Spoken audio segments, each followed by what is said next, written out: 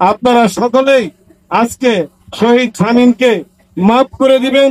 দেশের জন্য জীবন দিয়েছে, ইতিমধ্যে অলরেডি তার একটা জানাজা হয়ে গেছে। দেশের সর্বোচ্চ সম্মানে মাননীয় স্বরাষ্ট্র উপদেষ্টা মহাপরিচালক মহোদয় উপস্থিত থেকে তার জানাজা সম্পন্ন করেছেন। আমি আর কথা দীর্ঘায়িত করতে চাই না। সকলের কাছে বিনয়ের সহিত তার ছোট ছোট তিনটা শিশু বাচ্চা তাদের দিকে তাকিয়ে তার প্রতি আর কোনো অভাব অভিযোগ আপনারা রাখবেন না।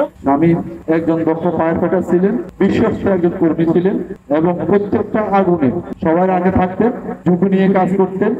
গতকাল সে ঝুঁকি নিয়ে ফায়ার সার্ভিসের কাজ করতে গিয়ে অগ্নিদগ্ধ হয়েছিল। ছুটে এসে তাকে পাই নাই, হাসপাতালও যেতে পারি নাই। অনেক রিকোয়েস্ট করে আমরা এখানে একটা জানাজার ব্যবস্থা করেছি।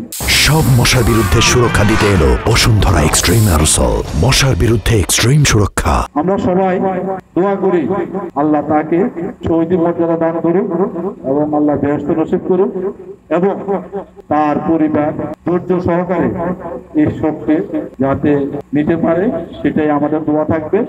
আর আপনাদের আশেপাশে দীর্ঘ 4-5 বছর সে চাকরি করছে, যদি কোনো ভুল বোঝাবুঝি হয়ে থাকে আপনারা তাকে ক্ষমা করে দিবেন।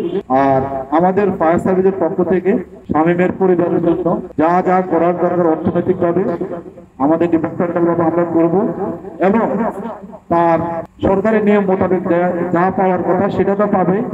এটার পরও বিভিন্ন সংস্থা, বিভিন্ন সরকারি প্রতিষ্ঠান ইতিমধ্যে অনেকে সাড়া দিয়েছে।